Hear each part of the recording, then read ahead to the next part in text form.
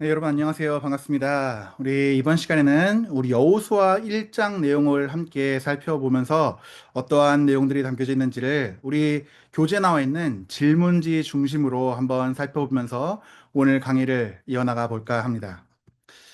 자, 우리가 살펴볼 여호수아서 1장의 본문의 위치를 먼저 한번 살펴보도록 하겠습니다. 여호수아서의 첫 장은 이 책의 배경과 향후 일정을 제시하고 있습니다. 이 장은 경주의 시작을 알리는 출발 신호탄에 비견됩니다. 나머지 장에는 이 장에 소개된 백성과 명령과 약속들에 기반하는 재반 행동이 기록되고 있습니다. 물론 이 첫 장 역시 성경 전체의 이야기와 동떨어진 상태로 시작하지 않습니다.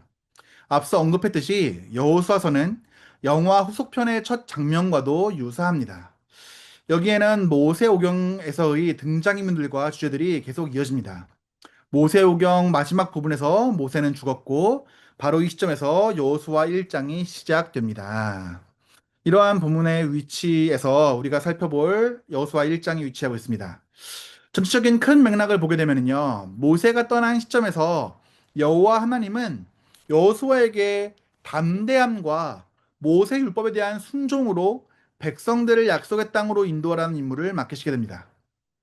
이것은 벅찬 임무임에 틀림없지만 하나님의 약속과 임재의 확실함을 감안할 때 결코 불가능하지 않은 임무였다라고 볼 수가 있겠습니다. 자, 우리 바로 문제로 넘어가서 우리 1장에서 담겨져 있는 중요한 내용들을 한번 살펴보도록 하겠습니다. 자, 우리 첫 9구절에는 몇몇 등장인물들이 소개되고 있습니다. 이 구절들을 읽고 각 인물 또는 그룹의 명단을 그들의 정보들과 함께 적어 보십시오. 모세의 배경에 대해서는 신명기 34장을 읽으십시오라고 되어 있습니다. 자, 먼저 가장 첫 번째로 살펴볼 인물은 당연히 여호수아겠죠. 여호수아의 역할은 무엇입니까? 이제 모세의 수종자이며 그다음에 모세의 뒤를 잇는 지도자라고 볼 수가 있겠습니다. 그 배경을 보게 되면은 에브라임 지파 눈의 아들로 출애굽 당시부터 모세를 가까이에서 섬겼던 충성된 인물입니다. 가나안 정탐꾼 중에 한 명이었고 하나님의 약속을 믿고 충성된 보고를 했던 인물이라고 이제 앞선 민수기 14장에서 묘사되어 있습니다. 자, 그래서 현재의 역할은 무엇입니까? 하나님께서 모세의 뒤를 이어서 이스라엘 백성들을 이끌도록 부르신 새로운 지도자입니다. 그가 받은 명령은 요단강을 건너서 가나안 땅을 정복할 준비를 하라는 명령을 받았습니다. 그리고 또한 하나님의 율법을 지키고 강하고 담대하라라고 하는 하나님의 격려를 받은 인물이기도 합니다. 또한 두 번째로 살펴볼 인물은 이 여호수아의 선임자 되었던 모세입니다. 모세의 역할은 여호와의 종이며 이스라엘의 위대한 지도자였습니다. 여호와의 명령으로 출애굽을 이끌었고 광야에 40년 동안 이스라엘 백성들을 인도하였습니다. 그리고 가나안 땅의 입구까지 백성들을 인도하였지만 여호와의 명령에 따라서 약속의 땅에는 들어가지 못한 인물이었습니다. 느보산에서 죽고 무덤은 알려지지 않았죠. 죽기 전에 이제 여호수아에게 안수하면서 그에게 지혜의 영을 전수하고 그리고 여호수아 1장에서는 이제 이미 오경을 마치면서 사망하였고 이제 이 모세의 사역을 여호수아가 이어받아서 여호수아가 이 모세의 역할을 이어서 이스라엘 백성들을 인도해야 될 새로운 지도자로 세워지게 되었습니다. 그리고 또한 살펴볼 수 있는 하나의 집단은 이스라엘 백성들입니다. 이 이스라엘 백성들은 출애굽하여 40년 동안 광야에서 방황하다가 이제 가나안 땅으로 들어가야 될 민족입니다. 출애굽 후에 이제 광야의 긴 생활을 드디어 마치고 이제 가나안 땅 정복을 앞두고 있습니다. 그 이전에 모세 시대에 있었던 이스라엘 백성들은 다 죽고 이제 새로운 세대, 뉴 제네레이션이 이 이스라엘 백성들을 구성하고 있습니다. 이들의 그 굳은 태도는 이스라엘 백성들이 모세의 지도를 따라서 광야에서 거주했던 것처럼 여호수아의 지도 아래서 순종하면서 이제 요단강을 건너서 가나안 땅으로 들어갈 준비를 해야 되는 상황 가운데 있습니다. 자, 여기서 이제 이렇게 등장하는 여호수아, 그다음에 이제 물러난 모세, 그리고 같은 이스라엘 백성이지만 모세 때와는 또 다른 새로운 이스라엘 백성들. 이러한 등장인물들이 이제 이 여호수아 1장을 구성하면서 계속해서 스토리를 이어져 나아가게 됩니다. 자, 그런데 모세는 자신이 하나님께 죄를 범한 이유 때문에, 민수기 20장에서 죄를 범한 이유 때문에 백성들을 약속의 땅으로 인도하여 함께 들어가지 못하게 되었습니다. 이제 모세는 죽었고, 그리고 하나님은 여호수아를 통해서 자기 백성들을 인도하십니다. 자, 하나님께서 여호수아에게 행하라고 하신 명령은 무엇입니까? 한번 한 문장으로 말해 보십시오라고 하고 있습니다. 그리고 여호수아에게 주어진 성공의 열쇠에 대한 표현은 어느 구절에 있습니까? 라고 하는 질문이 있습니다. 자, 이 명령, 하나님이 여호수아에게 행하라고 하신 명령을 짧게 요약해 보면 한마디로 이렇게 요약할 수가 있겠습니다. 모세가 명령한 율법을 지켜 행하며 두려워하지 말고 담대하게 백성들을 이끌어 요단을 건너 약속의 땅을 차지하라 라고 하는 것입니다. 여호수아서에 주어진 성공의 열쇠를 표현하는 구절은 여호수아서 1장 7절에서 8절 말씀입니다. 오직 강하고 극히 담대하여, 이 강하고 담대하라는 말씀은 이후에도 반복적으로 나오게 되는 매우 중요한 단어입니다. 오직 강하고 극히 담대하여 나의 종 모세가 내게 명령한 그 율법을 다 지켜 행하고 우로나 저로나 치우치지 말라. 그리하면 어디로 가든지 형통하리니 이 율법책을 내 입에서 떠나지 말게 하며 주야로 그것을 묵상하여 그 안에 기록된 대로 다 지켜 행하라. 그리하면 내 길이 평탄하게 될 것이며 내가 형통하리라 라고 하는 핵심 성공 열쇠를 표현하는 구절이 바로 1장 7절에서 8절 말씀입니다. 이 말씀은 여호수아의 성공이 어디 있다고 알려주고 있습니까? 강력한 군사력인가요? 아니면 뛰어난 전략인가요? 아니면 빵빵한 보급품인가요? 이 모든 것들이 아니라 하나님의 말씀에 대한 순종과 그것에 대한 묵상에 달려 있다는 것을 보여주고 있습니다. 율법책을 내 입에서 떠나게 하지 말고 그것을 묵상하고 기록된 것을 지켜 행하며 그리고 강하고 담대하라. 그러면 어디로 가든지 형통하리라 라고 이야기하고 있습니다. 그렇게 다시 한번 우리가 이 명령을 한 문장으로 요약하면 모세가 명령한 율법을 지켜 행하고 두려워하지 말고 강하고 담대하게 백성들을 이끌어 요단을 건너 약속의 땅을 차지하라 라는 명령으로 요약될 수가 있겠습니다. 자, 여호수아는 하나님의 명령을 받았습니다. 그리고 우리는 여호수아에게 주어진 임무가 여러모로 상당히 어려운 임무라는 것을 잘 알고 있습니다.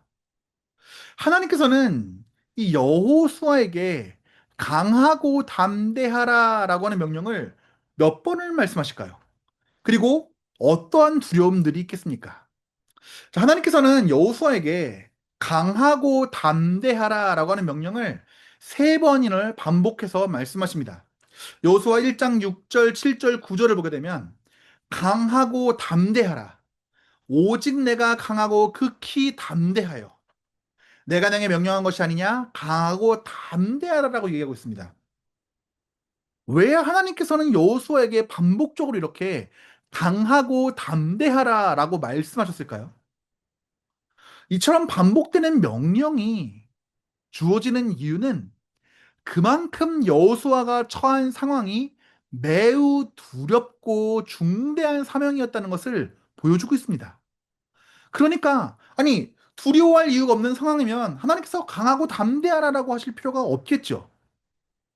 우리가 저녁밥을 먹을 때 강하고 담대한 마음으로 먹습니까? 아니죠. 하지만 무언가 두렵고 떨리고 힘든 일이 있으니까 하나님께서 명령하신 건 아니겠습니까? 그럼 어떠한 두려움들이 있을까요? 그것을 우리가 함께 민수기 13장을 통해서 한번 살펴보도록 하겠습니다. 자, 민수기 13장을 보게 되면 이스라엘 백성들이 이전에 가나안 땅을 정탐했을 때 대다수 정탐꾼들이 이렇게 보고했다는 것을 알 수가 있습니다. 13장 32절을 보게 되면 그 땅은 거민을 삼키는 땅이고 거기 있는 모든 사람들은 신장이 장대하고 크다.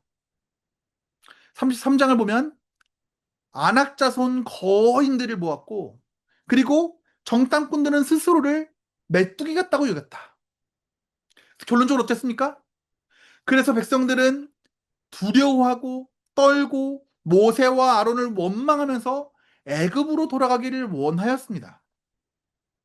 이러한 보고로 이스라엘 민족 전체는 낙담하게 되었고 심지어 그때 여호수아와 갈렙이 우리는 능히 이길 수 있다라고 믿음으로 고백했을 때 심지어 그들을 돌로 치려고 했습니다. 이러한 상황을 보았을 때 여호수아가 가졌을 두려움이 어떤 게 있을까요?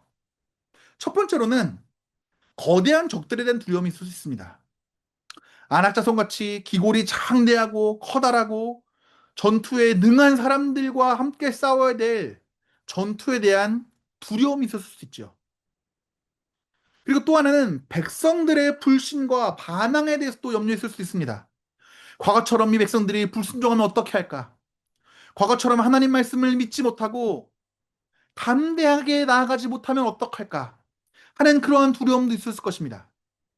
그리고 또 하나는 이전에는 모세라고 하는 위대한 지도자가 있었기 때문에 이러한 백성들의 소요들을 잘 통제할 수 있었지만 지금은 본인이 그 지도자로서 모세가 행했던 것처럼 그렇게 위대한 지도를 자신도 펼칠 수 있을까? 라고 하는 책임감과 압박감도 있었을 것입니다. 그리고 또한 군사적이고 영적인 지도자로서 가나안 정복의 막중한 사명 그 자체도 엄청나게 무거운 중압감으로 다가왔을 것입니다. 이런 두려움 앞에서 하나님께서는 여호수아에게 뭐라고 말씀하십니까? 강하고 담대하라. 내가 너와 함께 하리라. 라고 말씀해 주시고 계십니다. 이것보다 훨씬 더 우리에게 위안이 되는 것이 무엇이겠습니까?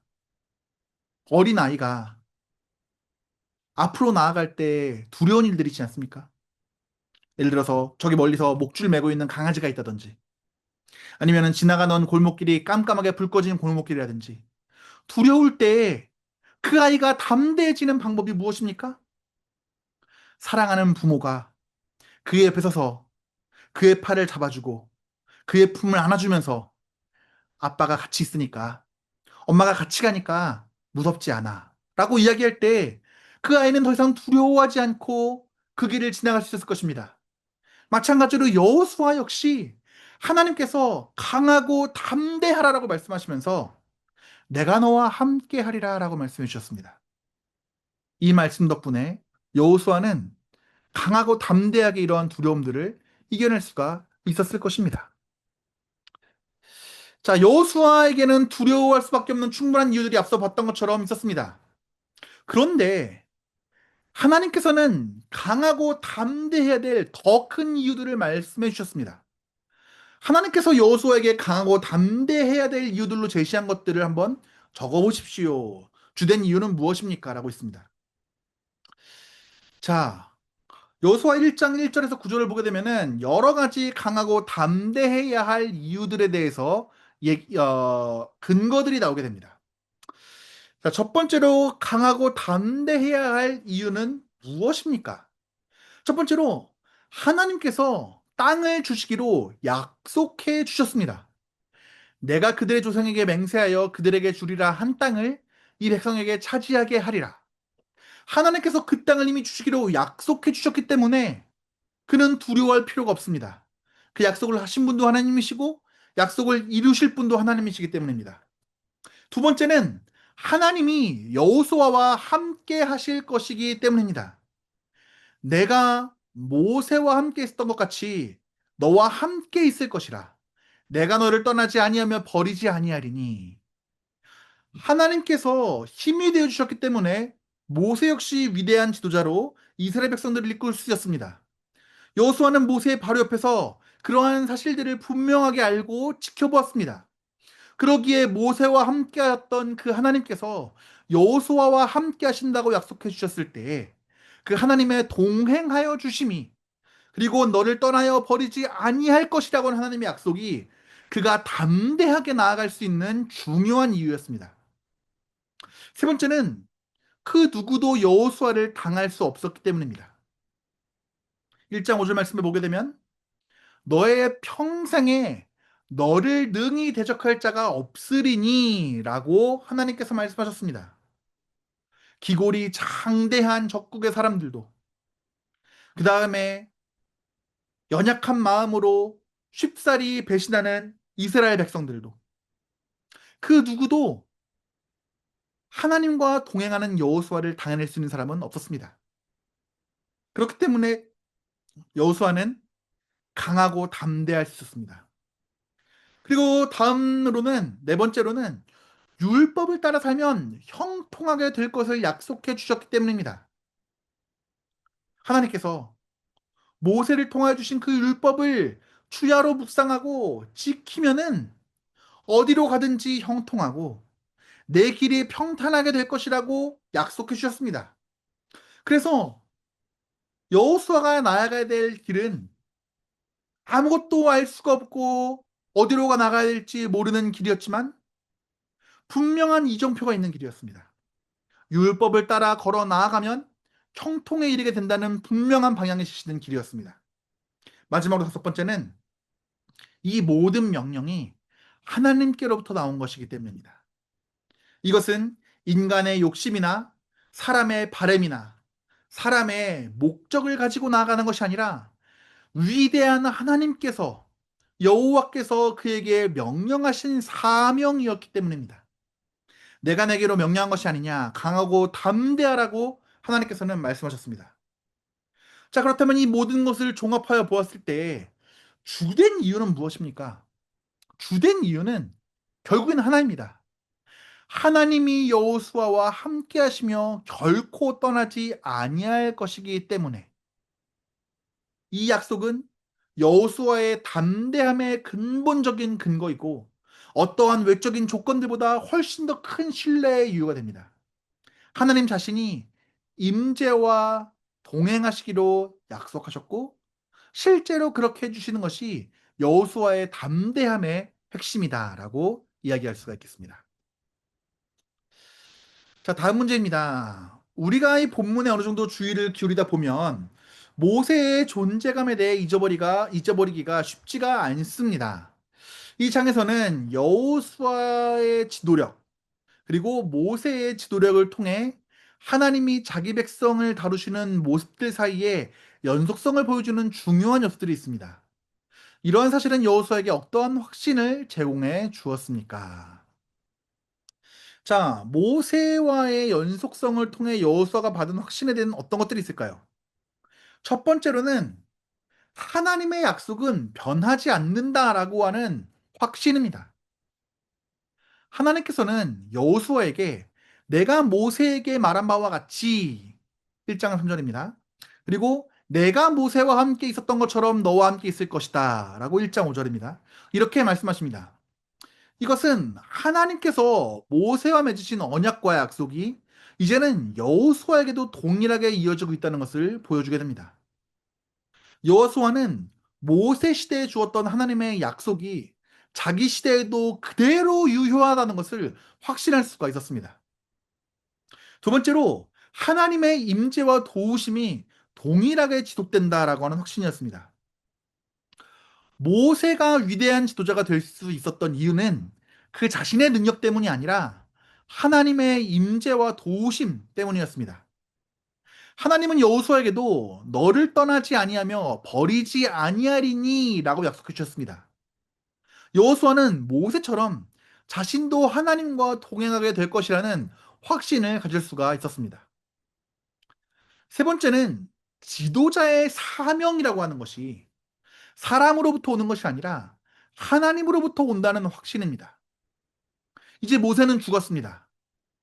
모세가 부지한 지금 하나님께서는 직접 여호수아에게 말씀하시며 그를 세우십니다. 이로써 여호수아는 자신이 임의로 지도자가 된 것이 아니라 사람의 선택에 의해서 지도자가 된 것이 아니라 자신의 능력으로 말미암아 지도자가 된 것이 아니라 하나님께서 친히 세우신 사명자라는 확신을 얻게 되는 것입니다. 또한 네 번째로는 이전 지도자, 이 위대한 모세의 유산이 끊기지 않고 계승된다라고 하는 안정감입니다. 모세는 위대한 리더였고 백성들은 그를 통해 하나님의 권위와 능력을 보았습니다. 여호수아는 모세의 수종자였고 모세 리더십을 가장 가까이서 배운 사람이었습니다. 하나님께서는 모세의 리더십이 단절되지 않고 여호수아에게 이어진다라고 하는 메시지를 주심으로써 여호수아에게 이 역사와 이 전통 속에서 하나님이 계속해서 일하시고 계신다는 확신을 얻게 되었습니다. 즉 요약해 보게 되면은 여호수아가 받은 이 확신을 함정으로 요약해 보면 하나님은 모세와 함께 하셨던 것처럼 나와도 함께 하신다. 그분의 약속은 여전히 변함없으며 나는 그분의 명령으로 이 자리에 서 있다. 라고 할 수가 있겠습니다. 이러한 확신은 여호수아가 두려움을 이기고 담대히 하나님의 사명을 감당할 수 있게 해주는 핵심적인 영적 기반이 되었을 것입니다.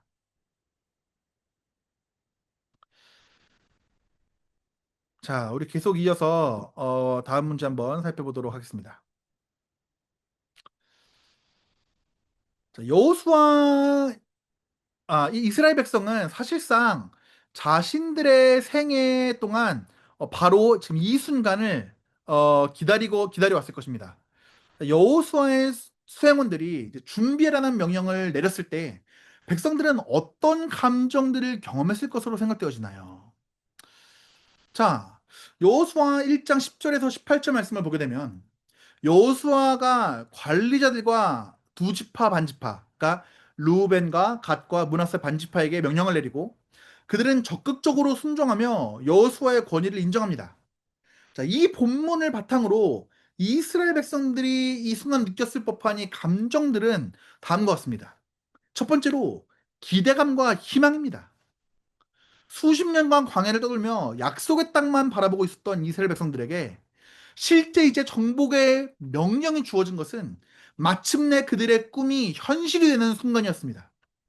내 하나님 여호와께서 너희에게 안식을 주시며 이 땅을 너에게 주시리라 라는 이 여호수아의 말은 하나님의 약속이 이제 눈앞에서 성취된다라고 하는 희망의 감정을 불러일으켜 왔을 것입니다.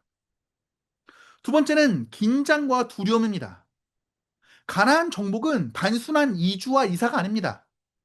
우주공산에 가지고 있는 짐들을 옮겨놓는 것이 아니라 군사적인 충돌과 생명을 건 싸움을 의미하고 있습니다.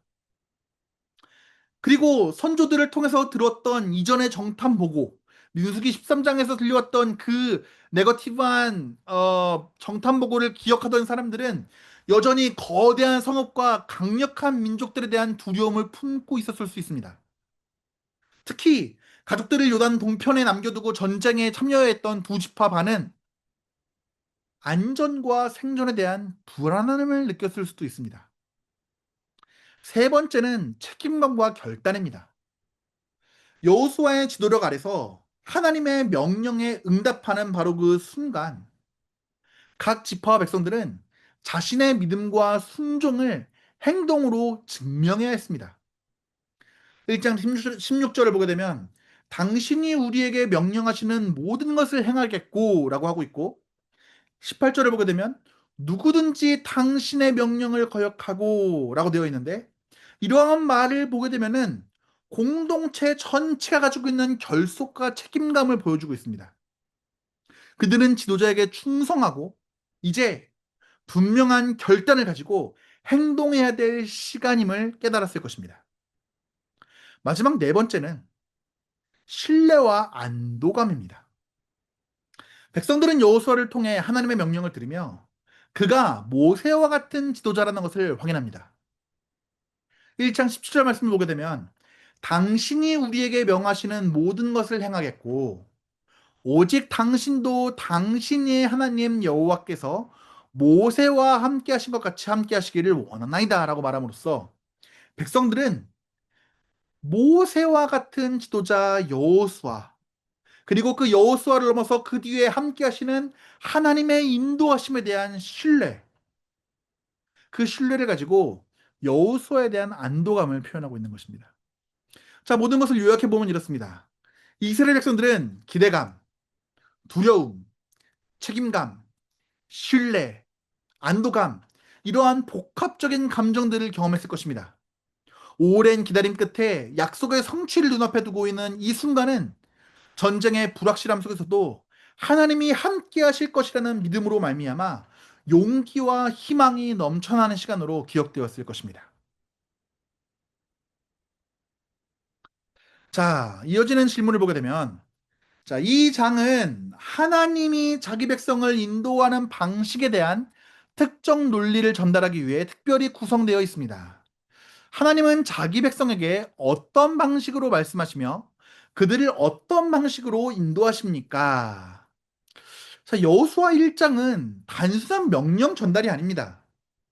하나님께서 자기 백성들을 어떻게 말씀하시고 인도하시는지를 보여주시는 매우 구조적이고 신학적인 장이라고 볼 수가 있습니다. 이 장의 구성과 내용을 통해서 우리는 하나님이 자기 백성들을 인도하시는 방식에 대해서 어떠한 논리와 원리가 있다는 것을 발견할 수가 있습니다.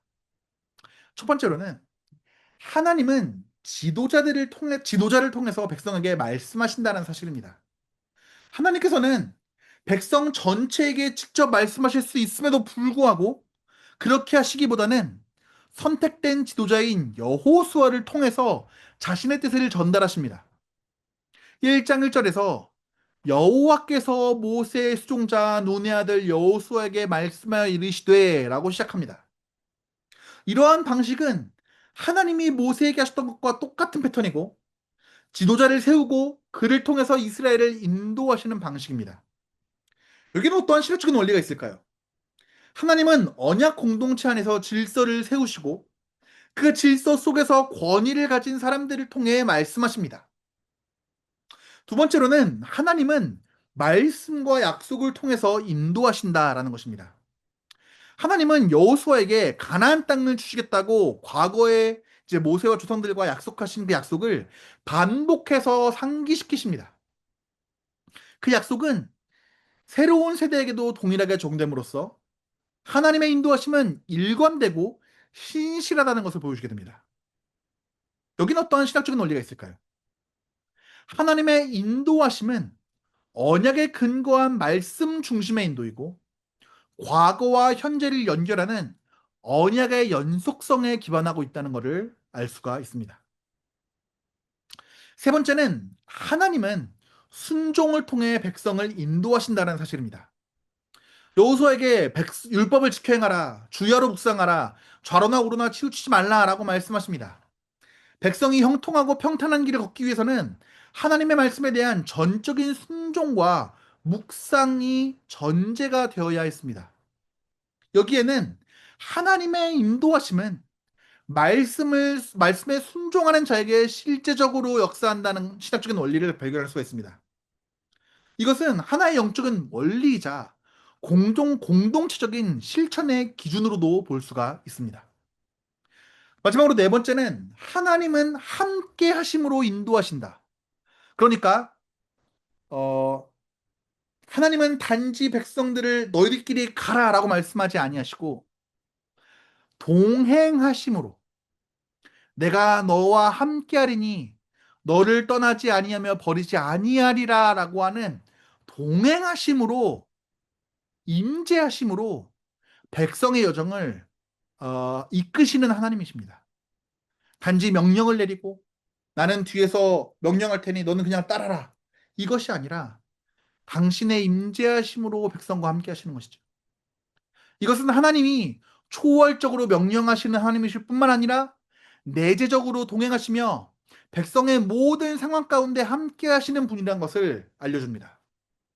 요약해 보면 하나님께서 자기 백성을 인도하시는 방식은 선택된 지도자를 통해 말씀하시고 언약의 약속에 기반된 말씀으로 인도하시고 순종을 요구하시고 자신의 임재함으로써 동행하심으로써 백성들을 인도하신다라고 요약해 볼 수가 있겠습니다.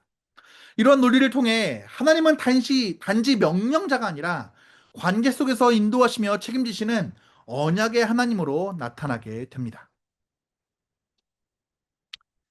자, 다음 문제를 보게 되면 이 책 전체에서 우리는 기억에서 쉽게 사라지는 여러 등장인물들을 접하게 됩니다. 여호수아 1장 12절에서는 루벤 지파와 갓 지파와 므낫세 반 지파 등 세 부리의 지파가 등장하게 됩니다. 이들의 배경 이야기를 이해하면 이 책의 일부를 이해하는 데 도움이 됩니다. 민수기 32장을 읽고 이들 지파가 요단강 동편에 정착하게 된 이유를 적어보라라고 하고 있습니다. 자, 이들이 요단 동편에 정착하게 된 이유를 살펴보면 첫 번째로는 기름지고 목축에 적합한 땅이었습니다. 이 세 지파는 모두 가축이 많은 지파였습니다. 그래서 요단 동편의 길르앗 땅, 야셀과 야하스와 헤스본과 느보 등지가 가축을 기르기에 매우 좋은 땅임을 보았습니다. 그렇기에 그들은 자신들에게 이 땅을 소유로 달라고 모세에게 요청합니다. 그래서 민수기 32장 5절을 보게 되면 이는 여호와께서 이스라엘 자손 앞에서 이 회중을 멸하신 땅이라. 종들에게 이것을 기업으로 주시면 좋겠나이다 라고 하고 있습니다. 두 번째로 이것은 처음에는 믿음 없는 요구처럼 보였습니다. 모세는 처음에 그들의 요청을 불신앙적이고 소극적인 자세로 간주하게 됩니다. 왜냐하면 그들의 요구가 마치 더 이상 가나안 정복 전쟁에는 참여하지 않고 전쟁을 회피하려는 시도로 보았기 때문입니다. 그렇게 모세는 민수기 13장에서의 정탐 사건과 백성들의 불순종을 언급하면서 강하게 경고합니다. 그러나 이 세 지파는 전쟁 참여를 조건으로 정착을 허락받게 됩니다. 이들은 모세에게 다음과 같이 약속합니다. 자신들은 요단 서편 정복 전쟁에 무장하여 앞장서서 참여하겠다고 약속을 하게 됩니다.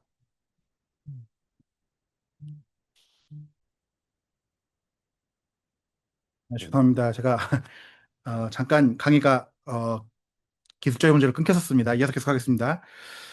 어, 이제 세지파는 모세에게 요단 서편 정복 전쟁에 무장하여서 앞장서서 참여하겠다고 약속하였습니다. 그리고 이 정복 전쟁이 다 끝난 다음에서야 이제 가족들과 가축이 있는 요단 동편으로 돌아가겠다고 약속하였습니다. 그래서 이제 민수기 32장 17절 18절을 요약해서 보게 되면 이제 우리가 무장하고 여호와 앞에서 가나안 땅에 건너가서 전쟁에 참여하고 여호와 앞에서 이스라엘 자손을 그 땅으로 인도한 후에야 우리 기업이 여기 있음을 돌아오리이다. 이제 이렇게 얘기하였죠.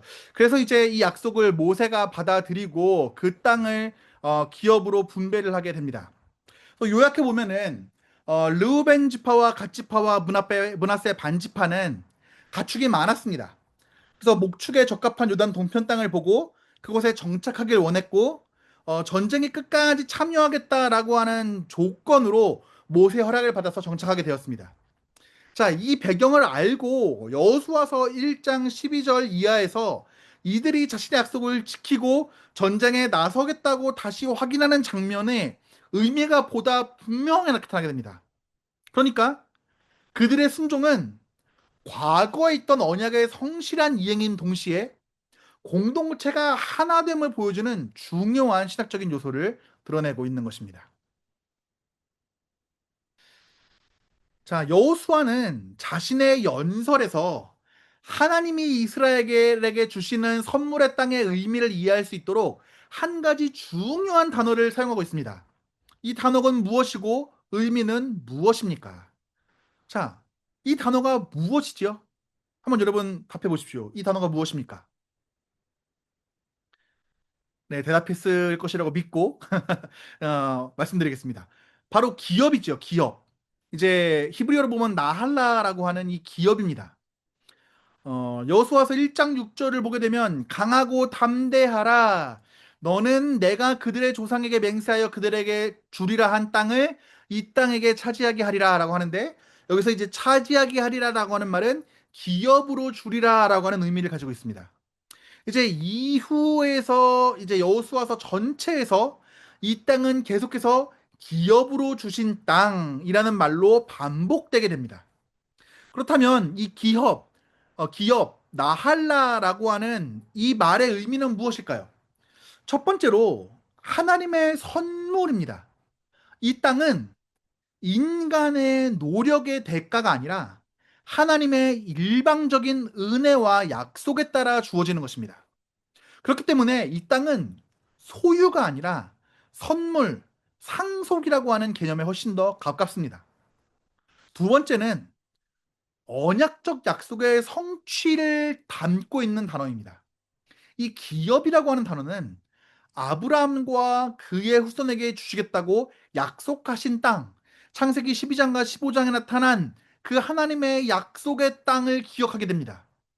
즉, 이 하나님의 언약은 역사 속에서 실현되고 있고 성취된다라고 하는 의미를 이 기업이라고 하는 단어가 담고 있는 것이죠.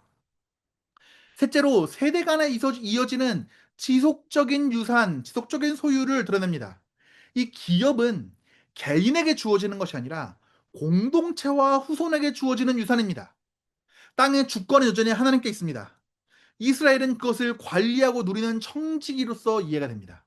그리고 그것은 공동체와 그 후손들에게 지속적으로 이어지는 유산입니다. 그리고 또한 신앙과 순종에 따라 유지되는 복의 영역입니다. 여호수아서 1장에서 강조되는 것처럼 이 땅은 그냥 주어진 것이 아니라 하나님의 율법에 대한 순종과 연관되어 있습니다. 모세에게 준 율법을 주야로 묵상하고 그리고 따라 순종하라고 말씀하셨죠.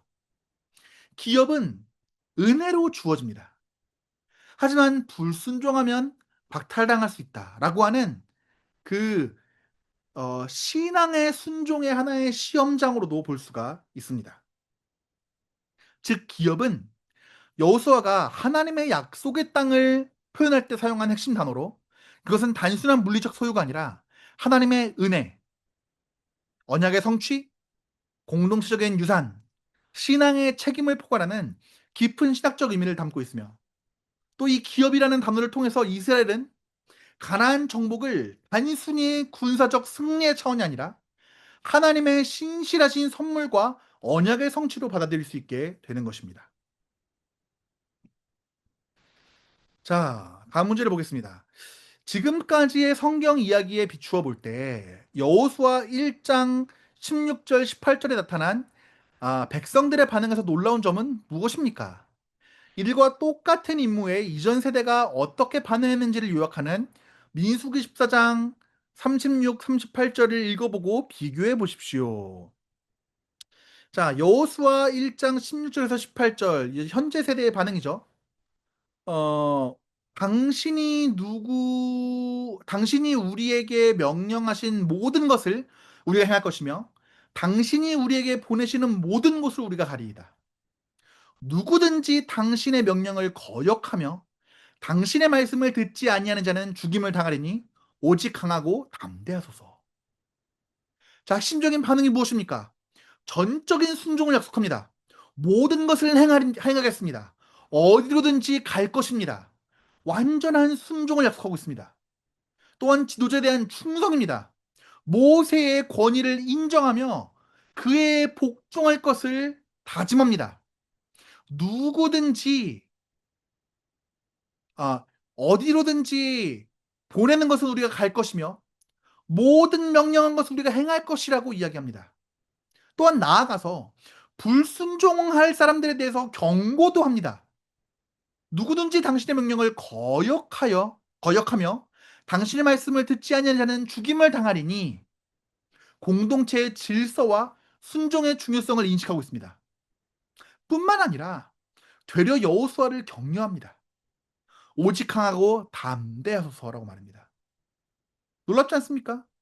이전 세대와는 다르게 한 마음으로 순종과 헌신을 고백하면서 여호수아의 지도력을 적극적으로 지지합니다. 그러면은 민수기 14장에 나타나는 이전 세대의 반응은 어떻습니까? 모세가 보낸 사람들 중에서 땅을 정탐하고 돌아와서 그 땅을 악평하여 온 회중으로 모세를 원망하게 한 자들은 여호와 앞에서 재앙으로 죽었고, 그 땅을 정탐하러 갔다 온 사람들 중 오직 여호수아와 갈렙만이 생존하였다고 얘기하고 있습니다. 핵심 반응은 하나님의 약속을 불신합니다. 가나안 땅을 악평합니다. 하나님의 약속으로 주시겠다고 한 땅을 악평합니다. 두려움과 원망을 퍼뜨립니다. 여호수아와 갈렙의 믿음의 선포에도 불구하고 회중들은 돌로 그들을 치려고 합니다. 그래서 공동체 전체적으로 불순종의 길을 걷게 됩니다. 그래서 출애굽 저 세대 전체가 약속의 땅에 들어가지 못하게 됩니다. 자, 비교해 보십시오. 이전 세대의 태도는 어떻습니까? 두려움과 원망과 불신입니다. 현재 세대의 태도는 어떻습니까? 담대함과 순종과 충성입니다. 지도자에 대한 반응은 어떻습니까? 모세와 여호수아를 원망합니다. 하지만 현 세대는 여호수아를 지지하고 격려합니다. 하나님께 대한 태도는 무엇입니까? 하나님의 약속을 이전 세대는 불신하였고 그들은 올바르게 판단하지 못하였습니다. 현재 세대는 하나님의 약속을 신뢰하고 적극적으로 순종하기로 하였습니다. 그 결과는 무엇입니까? 이전 세대는 광야에서 멸망하였고 현재 세대는 정복 사역에 동참하게 됩니다. 결론적으로 여호수아서 1장 16절에서 18절의 백성들의 반응은 하나님의 말씀과 하나님이 세우신 지도자에게 전적으로 순종하고 헌신하는 믿음의 응답이며, 불신과 반항으로 일관했던 이전 세대와 극명한 대조를 이루고 있습니다. 이러한 변화는 하나님께서 광야에서 새로운 세대를 연단하시고 준비시키셨다라고 하는 언약의 신실함을 보여줍니다. 또한 약속의 땅 정복을 위한 새 출발을 알리는 희망의 장면이다라고도 볼 수가 있겠습니다. 자, 여호수아 1장은 여호수아를 향해 강하고 담대하라라는 또 한 차례의 명령으로 마치고 있습니다. 그리고 이번에는 이 말이 백성들의 입에서 나옵니다. 내가 너를 떠나지 아니하며 버리지 아니하리리라고 하는 이 하나님의 약속으로 인해 여호수아는 담대할 수가 있습니다. 자, 히브리서 13장 5절에서 6절은 이 같은 약속을 그리스도인들에게 어떠한 방식으로 적용시키고 있습니까? 자, 히브리서 13장 5절에서 6절을 보게 되면 이렇게 돼 있습니다. 돈을 사랑하지 말고 있는 바를 족한 줄로 알라. 이는 주께서 말씀하시기를 내가 결코 너를 버리지 아니하고 너를 떠나지 아니하리라 하셨느니라. 그러므로 우리가 담대히 말하되 주는 나를 돕는 이시니 내가 무서워하지 아니하겠노라. 사람의 행위를 내게 어찌하리요 하노라. 자, 이 말씀의 적용 방식을 보게 되면 첫 번째로 하나님의 임재와 돌보심의 약속은 모든 믿는 자에게 유효하다라고 적용해 볼 수가 있겠습니다. 여호수아에게 주었던 약속은 단지 그에게만 국한된 말씀이 아니라 하나님을 의지하는 모든 성도들에게도 동일하게 적용되는 말씀이었습니다. 히브리서 기자는 그 구약의 약속을 신약의 성도들에게 직접 인용하면서 하나님의 임재가 지금도 그리스도 안에서 성취되고 있다고 확증합니다. 그리고 둘째로 이 약속은 물질과 세상의 염려를 이기는 근거가 됩니다. 히브리서 13장 5절에서는 돈을 사랑하지 말고 현재 가진 것이라 만족하라고 권면하면서 그 이유로 하나님이 나를 결코 버리지 않으시니까 그렇게 돈 같은 것, 세상의 물질을 준비하는 것, 염려를 준비하는 것, 그런 것을 목매지 말라라고 이야기합니다. 그 이유로 하나님이 나를 결코 버리지 않으신다. 세상에 주는 삶의 불안과 세상에 주는 온갖 염려와 고난에 대한 두려움들을 이길 수 있는 실질적인 영적인 자원은 하나님의 동행하심에 대한 언약적 약속이라는 것을 보여주는 것이죠. 그렇기에 담대함의 근거는 하나님의 변함없으신 신실하심입니다.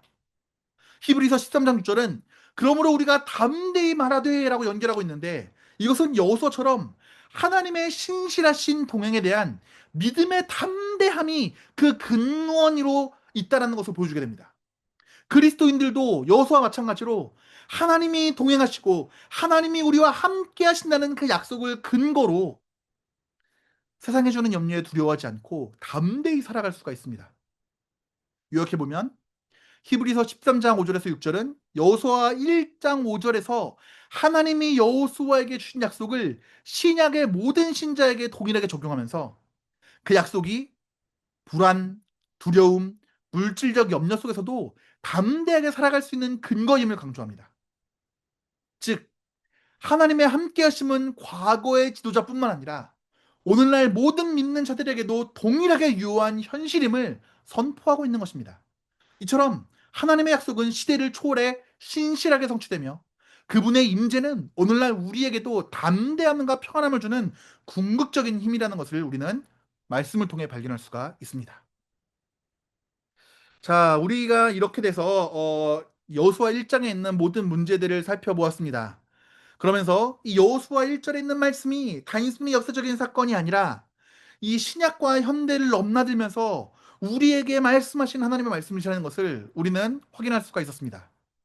이 말씀에서 우리에게 이야기하고 있는 것처럼 우리는 하나님의 함께하심을 믿으면서 강하고 담대함으로써 두려워하지 말고 하나님의 동행하심을 믿으면서 이 땅에 오늘의 또한 하루의 삶을 살아가야겠습니다. 그렇게 말씀에 힘을 얻고 오늘 하루도 승리하는 여러분들이 되시기를 주님의 이름으로 축복합니다. 다음 시간에 또 2장 말씀을 가지고 함께 만나 뵙도록 하겠습니다. 감사합니다.